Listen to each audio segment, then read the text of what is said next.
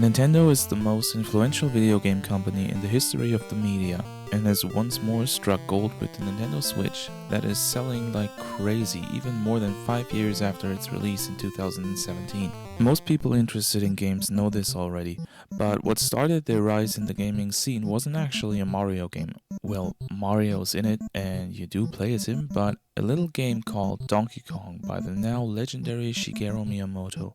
The arcade title proceeded to not only become a phenomenal success for the then struggling company and set them up as the industry leader for almost 20 years, but also spawned multiple sequels and sub-series that now make up a large part of Nintendo's intellectual properties. When Nintendo released the Nintendo Entertainment System, they also re-released some of their arcade titles under the NES Arcade series. Hi everyone, and welcome back to the Backlog Project, where we play through a gigantic list of games to find out which of them are worth putting onto your backlog. Today, we're going to be looking at Donkey Kong, Donkey Kong Jr., Donkey Kong 3, and Mario Bros. Classics to be sure. But are they still fun gaming experiences even 40 years after they got released?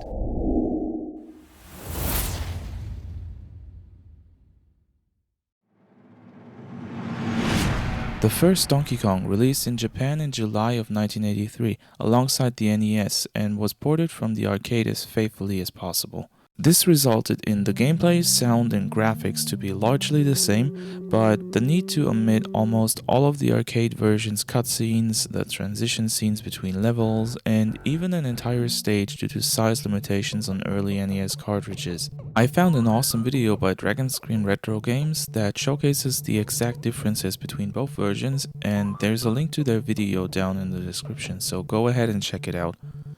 From today's standards, the graphics and sound are obviously not exactly mind-blowing, but in its time, it was ways ahead of other titles. Not only do the characters look clean and interesting, they also have little animations that gave them depth of character not really seen a lot at the time. The music is simple but catchy, and the sound that plays at the beginning of a stage is something you probably won't ever forget in your life. It's just so unique and catchy in its simplicity.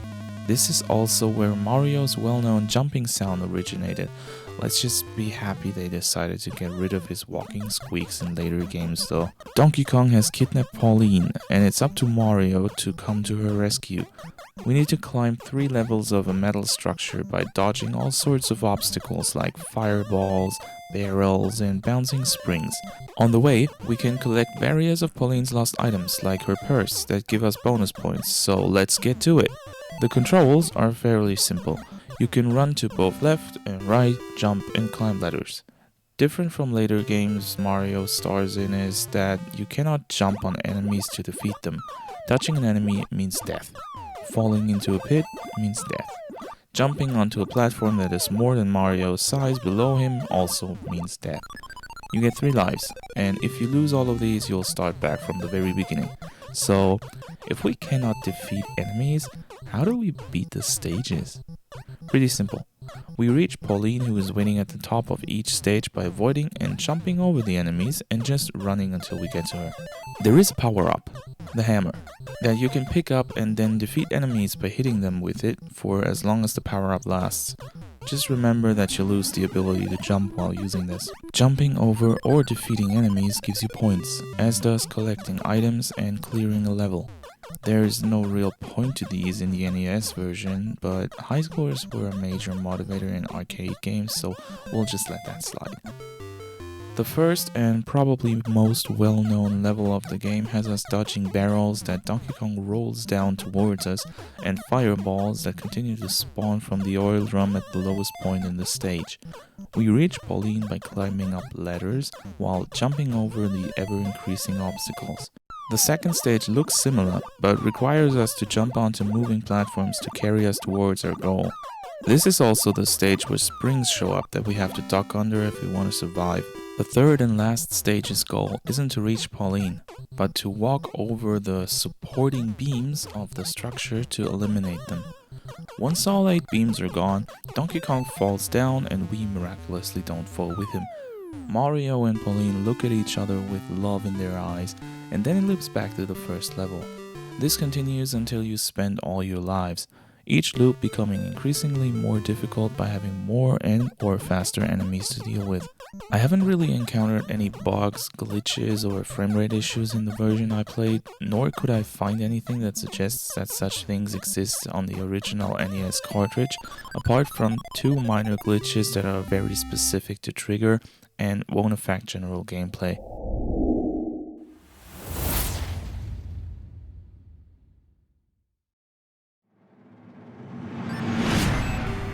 The sequel to Donkey Kong starts exactly where its predecessor left off.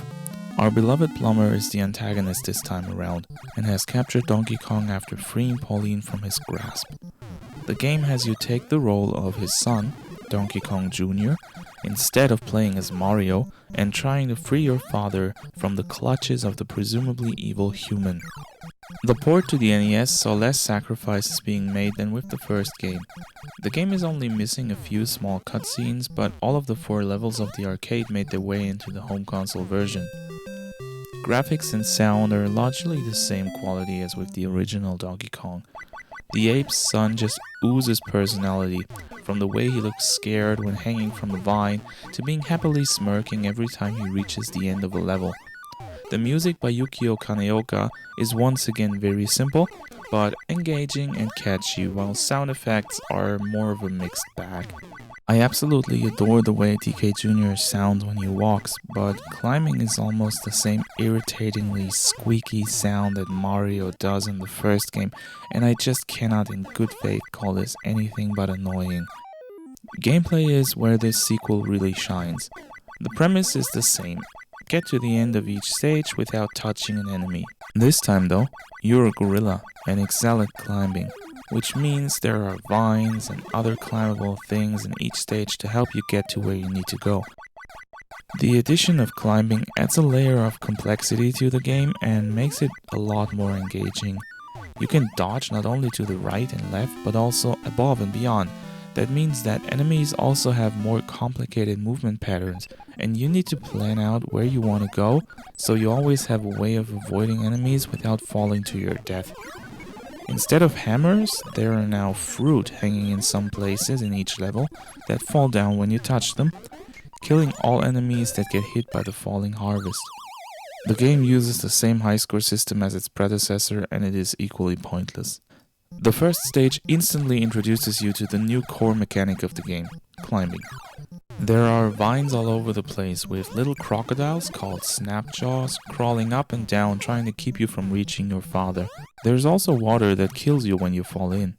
The second level follows the same principle but replaces the Snapjaws with birds called nitpickers that throw stuff at you.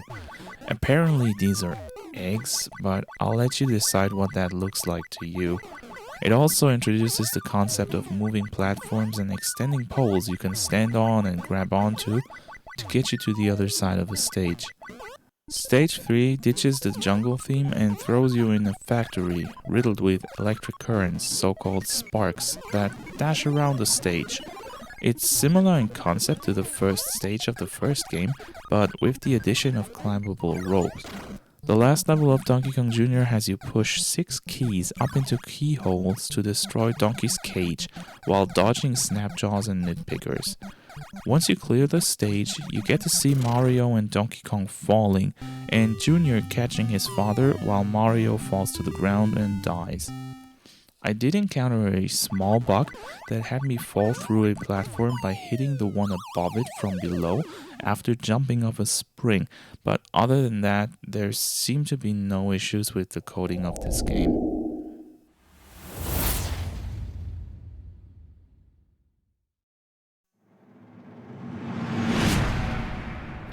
Donkey Kong 3 released 1 year after Junior, and reviews were pretty positive and foresaw it being another sure hit.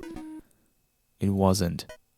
The game has you assume the role of Stanley, who, equipped with a can of bug spray, has to defend his greenhouse from Donkey Kong and several insects by either killing all the insects in each level or spraying the repellent up Donkey's ass until he climbs up into the next level by himself.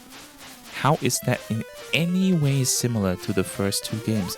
They were platformers, and this is a shooting game. Also, the setting, characters, and enemies have nothing to do with the previous 2 entries. And who the fuck even is Stanley?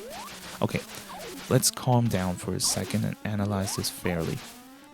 Stanley can move left and right and jump, which enables him to climb stairs in the levels that have them, which gives the game some element of dynamic and strategy.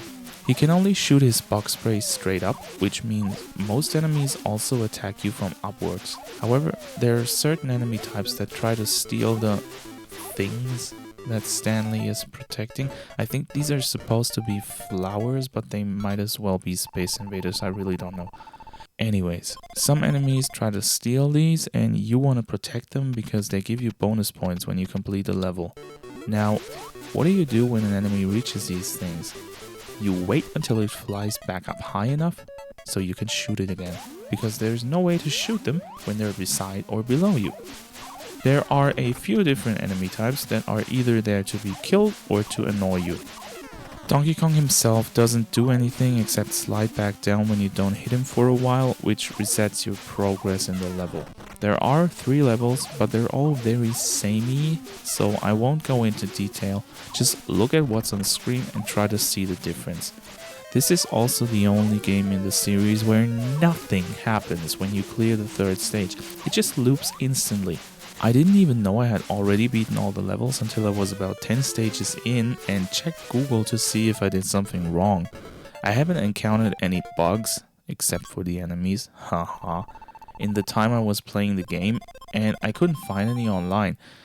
That could either be because there are none, or because this game is so irrelevant to most people that almost all searches for Donkey Kong 3 I tried came up with results for Donkey Kong Country 3.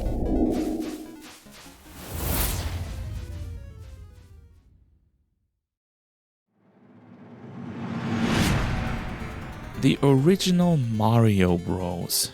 No, not Super Mario Bros. The one before that. This game released as a spin-off to the Donkey Kong series to explain what Mario was doing when whatever the hell happened in Donkey Kong 3 was going on. It also introduced Mario's green twin, Luigi, for the first time, hence the name Mario Bros.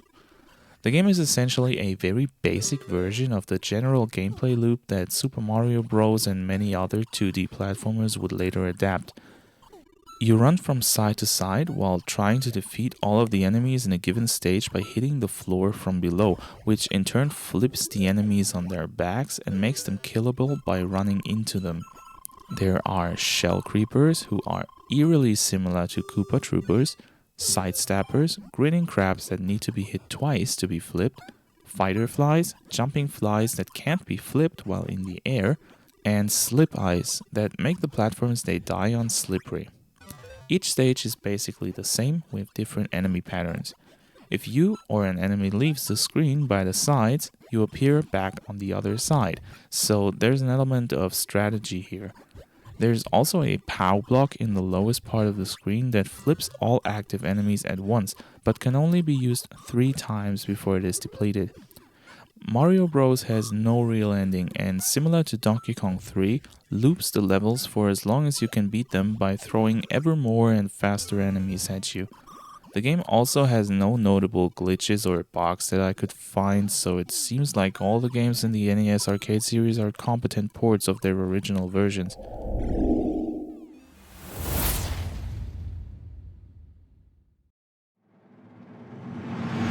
These games have a long history to tell and created a greater legacy than most media would ever even dare dream about. But are they worth putting on your backlog? I think they are. Donkey Kong and Jr. are still pretty fun to play even today, very accessible through various platforms, and they are super bite-sized games that you can play through in about half an hour, even as an inexperienced gamer. Mario Bros. Isn't all that fun to play, but it did pave the way to the most successful video game franchise of all time, so at least play around to check it out for once in your life. Just for the love of God, do not touch Donkey Kong 3.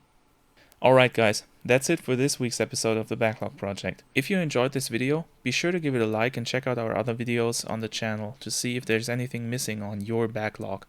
Thanks for tuning in and see you guys next week.